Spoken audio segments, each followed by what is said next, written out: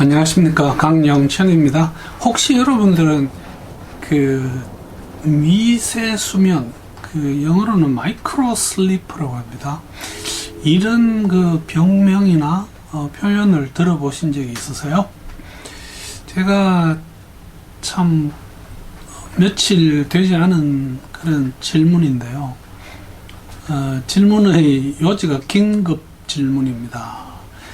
어떤 분이 다이빙 교육을 받으려고 왔나 봅니다. 근데 젊은 분이 체중이 엄청 많이 나가고, 이분이 아마 수면 무호흡증, 우리 코골이가 아주 심한 상태면 그렇게 되죠. 해서 병원에서 이제 이 미세 수면, 즉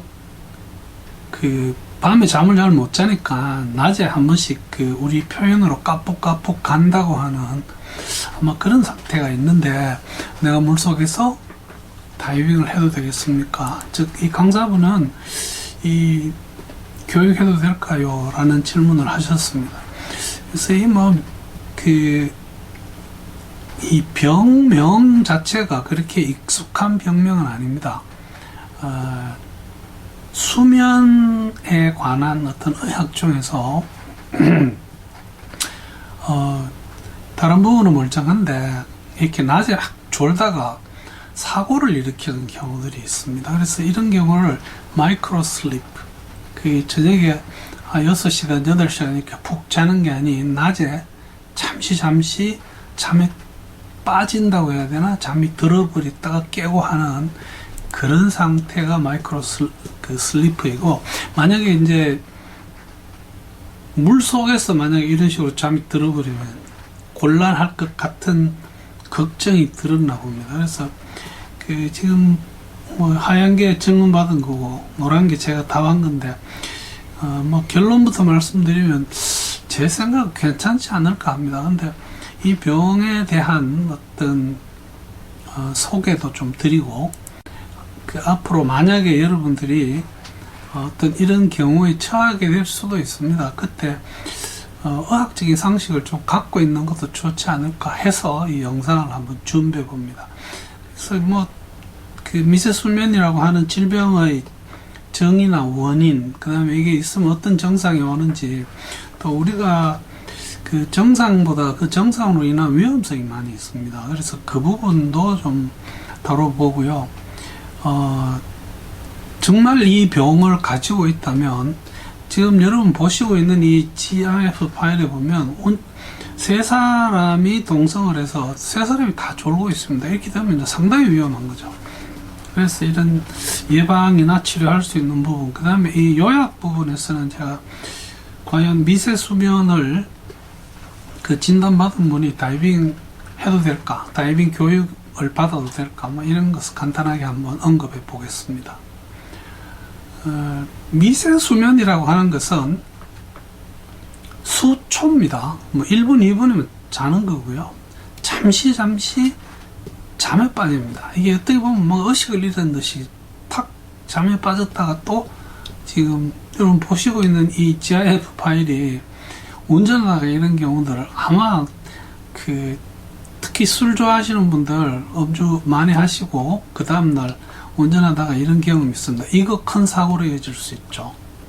그래서 이게 일단은 잠이 밀려올 때는 우리가 이 잠을 억제하기가 참 힘듭니다. 게다가 다른 사람이 보면 마치 그 사람이 깨있는 것처럼 보이는 경우도 있습니다. 뒤로 이렇게 제끼고 눈을 뜨고 있는데도 자는 것처럼 본인은 잡니다. 그러나 다른 사람이 봐서는 안 그럴 수가 있는데, 이 병의 제일 문제가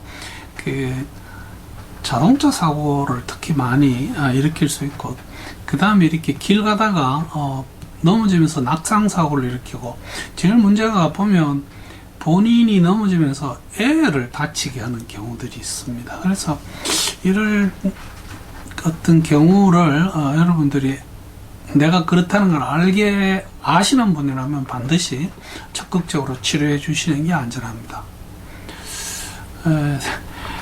사실 이 정도 되면 굉장히 심각하죠.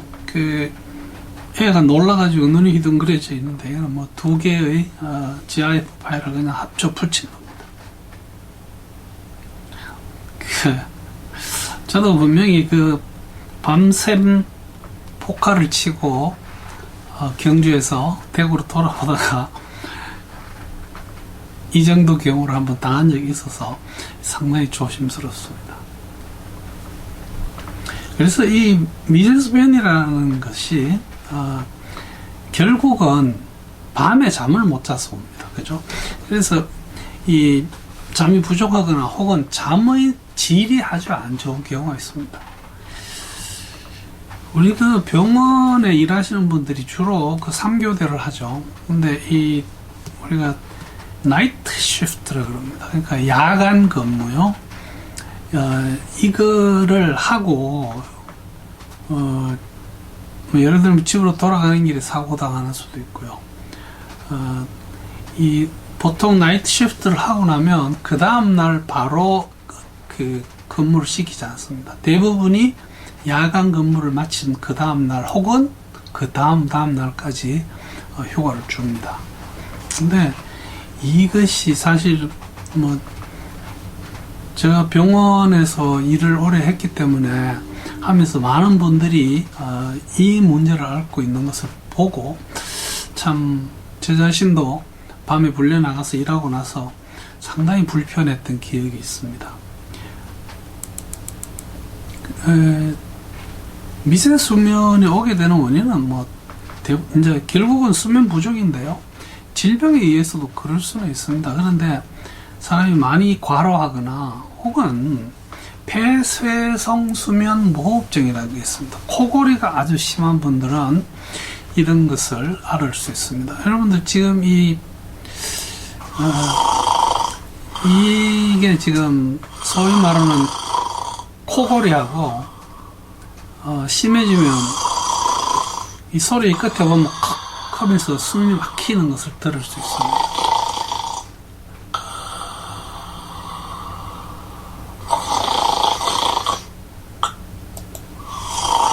이 사람들은 사실은 그 깊은 잠에 들기가 힘듭니다. 그래서 이것도 적극적으로 치료를 해줘야 되는 어떤 그런 질환으로 저희들은 간주를 하고 있습니다. 간혹 보면 그 수면 발작성 질환이라고 하는 또 다른 병도 있습니다. 어쨌든 수면에 문제 있는 분들이 이런 경우를 당하기 때문에 적극적으로 치료를 해줄 필요가 있습니다. 증상은 낮에 이렇게 조금 멍한 같은 기분이 들다가 이게 갑자기 휙 하고 이 주의 집중이 안 될 수 있습니다. 게다가 지금 내가 뭔가를 하다가 잠시 졸았는데 그거에 대한 기억이 없어집니다. 아주 단기적인 기억 상실에 빠지는 경우도 있습니다. 운전, 운동, 다이빙까지 어떤 복잡한 활동을 하다가 갑자기 사람이 멍해지면서 혼돈 상태에 빠지는 경우도 있습니다. 갑자기 머리가 멍해지는가 하면 조금 전에 제가 말씀드린 것처럼 필름이 끊어지는 그런 경우들을 보는데, 이것이 정상이 되게 뚜렷하게 본인들이 가지고 있는 경우는 반드시 뇌파 검사를 해서 뇌에 어떤 기질적인 문제가 없는가를 확인하는 게 상당히 중요합니다. 위험성은 여러 번 말씀드렸습니다만은 이게 운전할 때 교통사고가 제일 위험합니다. 길 가다가 넘어지는 경우, 특히 이제 애들 데리고 가다 같이 해서 이 어른들은 크게 안 다치는데 애들이 크게 다쳐서 그게 사회적인 문제가 되는 경우도 있습니다. 이게 심한 사람들은 사실은 이 인간관계에 좀 문제를 일으키는 경우들이 많이 있습니다. 같이 다이빙 여행을 가서 가는 길에 오는 길에 이렇게 비행기를 같이 탄다든지, 특히 이제 좀 리조트가 벽이 좀 얇고 이러면 사실 옆방에서 밤새도록 기관차가 다니는 경우도 있습니다. 그래서 이런 경우는 사실 인간관계에 좀 문제를 일으키는 수가 있습니다. 예방과 치료입니다. 결국은 이 사람이 밤에 잠을 잘 못 자서 피로해지는 그 원인을 규명을 해야 되고요. 그 하루 3교대를 하면서 야간 근무를 좀 많이 하게 되면 사실은 좀 여러 해 전에는 야간 근무를 선호하는 경우도 있었습니다. 그 선호하는 이유 중에 하나가 수당이 많기 때문에 일부러 그렇게 하시는 분도 계셨어요. 물론 그게 그렇게 오랫동안 지속되지는 못하겠지만, 근데 이게 야간 근무를 연이어서 한 일주일씩 뭐 이렇게 하고 나면 사실 이거 굉장히 이렇게 낮과 밤이 바뀌면서 많은 문제를 일으키기도 합니다. 그 다음에 이 수면 무호흡증은 여러 가지 방법으로 현재 치료를 할 수 있습니다. 수술하는 방법도 있고요. 입천장에 뭔가를 삽입시키는 경우도 있고, 양압으로 그 기도를 열어주는 어떤 뭐 그런 기계 같은 것도 있습니다. 근데 수면 무호흡증, 그냥 제 경험은 제가 상당 기간 이 수면 무호흡증 치료와 수술을 해서 먹고 살았는데, 이게 심한 경우는 수술하는 게 도움이 됩니다. 불면증이 있다면 뭐 약을 먹어서라도 그 불면증은 치료를 해주는 게 좋죠. 간혹 보면 수험생들이 먹는 그런 약이 있습니다. 낮 시간 동안 각성 상태를 유지시켜주는 아모다필, 지금 여러분 보시는 그림 중에는 누비질이라고 되어 있는데, 이런 약들은 병원에서 처방을 받아서 드시는 것이, 특히 어떤 중요한 일을 앞두고 있는 분들은 뭐 하루씩 이틀씩 이 약이라도 먹어주면 분명히 도움이 될 겁니다.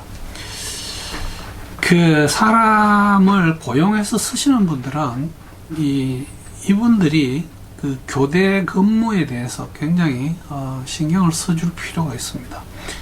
고용자분들이 신경 써주지 않는다면 근무하시는 그분 자체가 이것을 해결할 방법이 없습니다.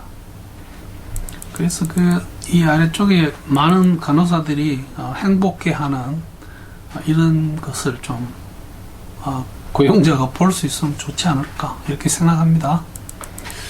결론은 이것이 위험한 질환이라는 것을 인식을 해야 됩니다. 그냥 무시하고 지나면 사고로 이어지는 경우가 많기 때문에 그렇습니다.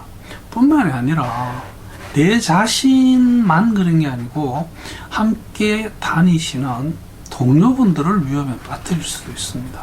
그래서 운전할 때 나 괜찮아 하지 마시고, 도저히 오늘은 좀 피곤해서 자신이 없으면 핸들을 넘기셔야 됩니다.